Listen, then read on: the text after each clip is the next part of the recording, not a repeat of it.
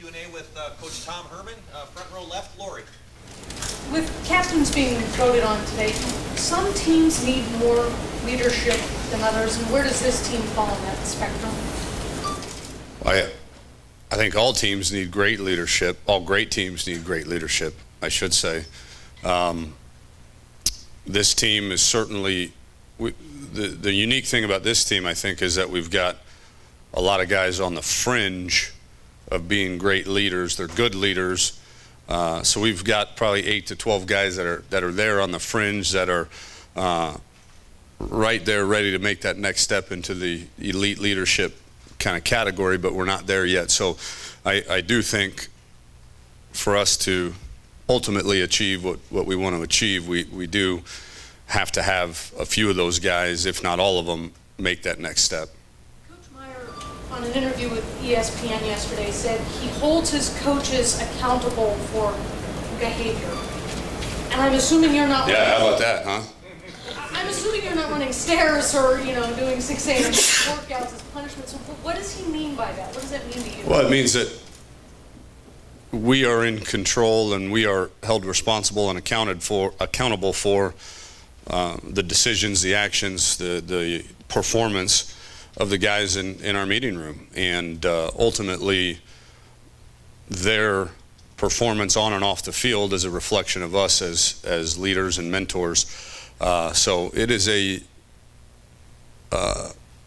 and it's been that way probably everywhere in the country. I think maybe a little bit more here under Coach Meyer, and it's something in the last year and a half that I've really grown to like and embrace, because you are almost forced to form that bond with your players. Now, on the flip side of it, you're also held accountable for the actions of 18 to 22-year-olds, which I know if my coach was held accountable for some of my actions when I was 18 to 22, I don't know if that guy would still have a job, but they also didn't have Twitter and camera phones and Facebook and all that stuff back then too. So long story short, I think it's fairly common throughout the country. I think maybe a little bit more emphasis is put on it here under Coach Meyer, and it's something that us as staff members have certainly embraced. Front row, Bill, if you guys could state your name and affiliation, please, as well. Bill Rabinowitz, Columbus Dispatch. For people who haven't seen the team since last year, how different is it going to look for the average fan out there? Oh, not maybe to the average fan, not a whole lot different. I think we're not going to go from what we were last year to the triple option, to a wishbone team, or an under center 22 personnel, I team, or anything like that. So our base tenets and foundations of being a up-tempo spread, no huddle offense, I think will stay the same. I think when and how the ball is distributed maybe a little bit different, being that we've improved at some areas on the perimeter. We've improved a little bit at quarterback too. So I think in play selection and ball distribution, there may be some differences from last year, but I don't think our core foundations of who we are and what we believe in will change. Yeah, I think, again, I've been asked that. We are not, nor will we ever be, one of those teams that they exist in the country, and that's great for them, that they want to run 90, 100 snaps. For us, it sounds cliched, but we're going to do whatever it takes to win, and so we're better at going fast now than we've ever been. If the situation dictates that we need to do more of it, we certainly will, and feel confident that we can. But at the same time, we don't have an we don't want to play the entire game lightning fast, because we understand that there's a lot of different pieces to the puzzle in terms of winning a football game. Middle, Dave? Dave Biddle, Bucknotes.com. Tom, can you discuss the progress of Cardale Jones? I'm sure you don't need him this year, but just how's he coming along?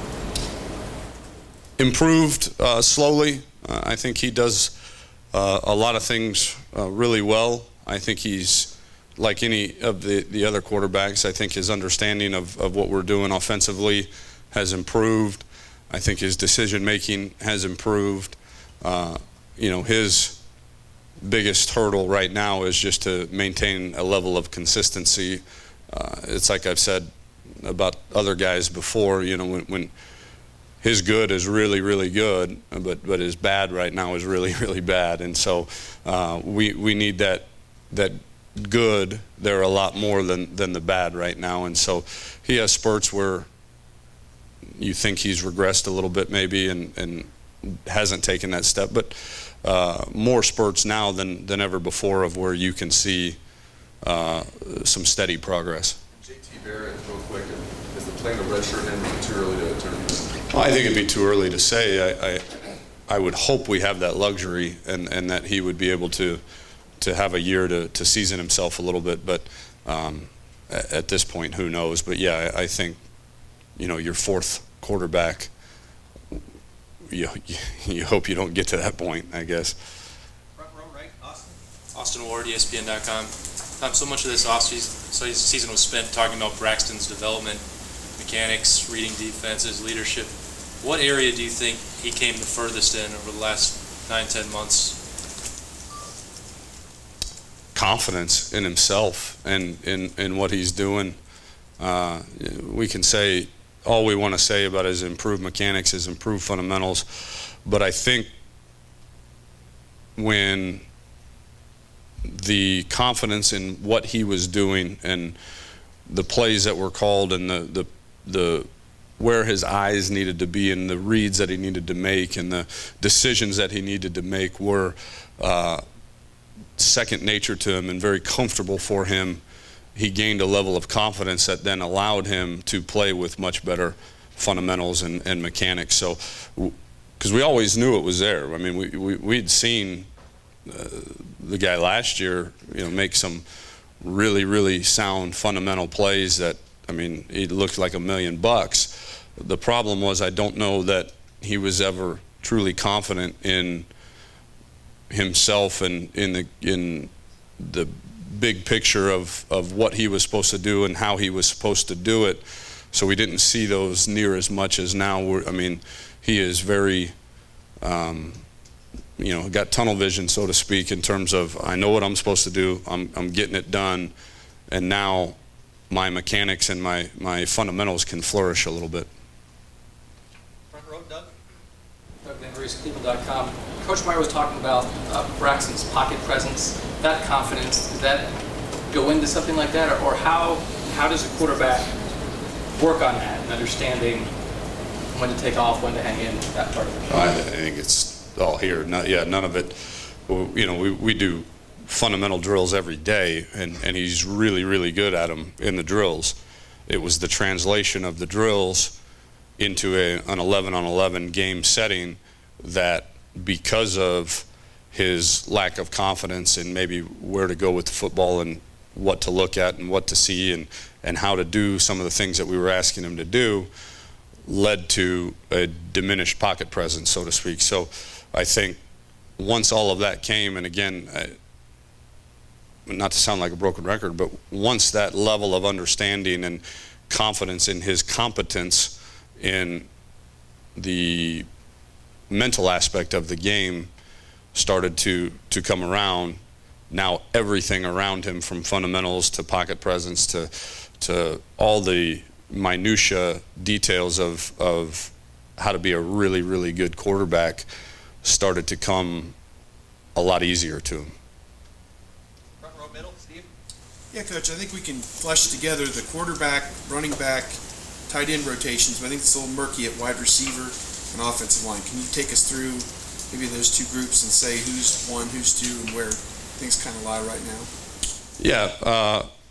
Yeah, we feel like we've got 4 wide receivers right now that would definitely be considered starter slash 50, 60, 70 play a game guys, and that would be Philly Brown, Evan Spencer, Devin Smith, and Chris Fields. Those 4 guys we feel very comfortable about. Philly's kind of your swing guy, if you will, where he can play outside receiver, he can play some inside receiver. Chris Fields is mainly an inside receiver, and Devin and Evan are both mainly outside receivers. And then Beyond that, you've got a couple guys in the mix that are trying to fight for that 5th and 6th spot, and Mike Thomas and Corey Smith and I drew a blank. The freshman, James Clark. Yeah, I recruited him. Yeah. Shows you how. Yeah, and James Clark, and then obviously we'll sprinkle in some Dontre Wilson in there as well. So those guys are kind of, like I said, they're the ones that are battling for those leftover reps and those leftover snaps during the game. A couple more questions. Front row, Tim. Yeah, a couple, three. Tim May, Columbus Dispatch. Tim May, Columbus Dispatch. Exactly. Define what you mean by sprinkle in some Dontre Wilson. What does that mean?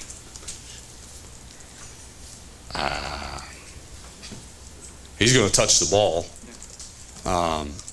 We'd be foolish not to have him touch the ball. I think you've got to be careful with a true freshman that has to play some running back, has to play some wide receiver, has to flex out and run routes, but yet be in the backfield and run plays, if you will. And so the package will be small to start the year off and let him become an expert at the few things that we're asking him to do. Through the first 3 weeks, we've thrown a ton of stuff at him. And now that he's been exposed to so many different things, and he's screwed a lot of them up, but the exposure is there, and now this last week will be kind of fine-tuning. Here's what you need to be really good at come Saturday against Buffalo. These 8-10 plays, formations, routes, runs. That's what we need you to be good at. So how many times and how often and how many snaps and how many plays and where's he going to? I don't know. I'm not being coy. At this point on Monday of game week, I don't know that we know that, but I know he'll touch the ball, and I know he'll have a condensed package for him to get the ball to him. When you look at your running back rotation, do you see 4, 5 just totally different guys, or how would you? I mean, you go from Jordan Hall to Briante Dunn to Warren Ball to Ezekiel Elliott to possibly Dontre Wilson also in there. How do you use those parts? You feed the guy that needs to get fed, I guess. the guy that's playing the best will get the ball, and so we'll determine early who that is. Jordan Hall will obviously, he's at a great camp, will be the guy that starts off at that spot and will continue at that spot, and then as need be, we'll, again, a running back can't play 75 plays a game, so we'll figure out who goes in next and see how he's doing, and if he's having success, then maybe some of the other guys, their reps get limited, or if he's not having success, okay, let's try playing C, let's try playing D. And so I think there's a little bit of a hierarchy. I don't know that I'm prepared to share that right now, but beyond Jordan, you certainly want to get those guys some game reps and then just kind of see how they do. Kind of asked you this the other day, but in a general sense, do you, for lack of another term, do you feel like your gun's fully loaded going into the season compared to a year ago? I mean, from an offensive standpoint, your weapons are fully deployed. Yeah, I don't know if I'd ever say it's fully loaded. I kind of like those teams they put out there in Honolulu and in the Pro Bowl, and then I'd feel like we were fully loaded. But we're closer than we've ever been, and that's exciting. Again, the hard part as coaches is you have to temper your creativity a little bit, because one of the things I was so proud of us as an offensive staff and the players this fall camp was we did the same things over and over and over and over and over again, and we did them, and we were successful. Week 3, when the defense knew exactly what we were doing, we could still execute, and that was exciting to me. And so I think you have to be careful to temper your enthusiasm and creativity, because at the end of the day you can overthink and overcoach yourself out of being really good at your identity. This is who we are, this is what we're going to do, and we're going to do it better than anybody in the country. If that means that hey, we want to get in a two tight end package with no running backs and put Dontre here and Jalen Marshall there and put Jordan here and do this and switch. At the end of the day, well, hang on. Let's do what we're really, really good at, and then figure out how to plug those pieces of the puzzles into what we're good at. Last question, far left, Rusty. Rusty Miller, AP. Could you talk just a little bit about Buffalo's defense, what they tried to do, how you attack it? And secondly, beyond just winning the game as an offensive coordinator, what your goals are to get out of the opener? Yeah, well, Buffalo's defense is actually pretty unique. It's something that is a little bit difficult to prepare for because you've been playing against a certain style of defense all fall camp, and then you go into your first game, and they're a 3-3 stack team that they'll play 3 down linemen, 3 linebackers, 3 safeties, and 2 corners. And the unique thing, not only is the front unique because it's from a 3 down rather than a 4 down front, their coverage schemes are very unique. They do a lot of unique things in terms of having their corners as their half field players to get the safeties, those 3 safeties involved in the run fits. So it'll be a challenge as we go through this week to kind of retrain our brains offensively to what we've been facing for 3 weeks, and then retrain them to, okay, now this is Buffalo. This is completely different than what you faced. They have a really, really good linebacker, number 46. I can't remember his name, but he is an extremely, extremely talented player. Probably will be a first few round draftable kind of guy after this season, and so he poses some matchup issues that we'll have to game plan for. And to answer the second part of your question, what are we looking to get out of it? Obviously, we want to win the game. We want to score. We want to execute. We want to minimize our negative plays. That was one thing. We felt like we took too many sacks last year. We had probably a few too many negative yardage runs. So we want to be. We want our execution level and our fundamentals and our techniques, and we want everything to be sound. And at the end of the day, we don't ever set a point total. We want to score this many points. We want to rush for this many yards. We want to throw for this many yards. We want to be very, very sound and very fundamental, which is something we weren't last year in the opener, and I think we've got a chance to be this year. So if we can minimize or eliminate those negative plays and obviously turnovers, I think we'll have proved to ourselves that we're headed in the right direction. Coach, just to clarify real quick, I don't know if you mentioned Jalen Marshall and the receivers. Is he in that mix, or has he been set back by concussion issues? We'll set back a little bit, yeah. We'll still try to get him in the mix a little bit, but he's got some ground to make up. Coach, thank you very much. Thanks, guys.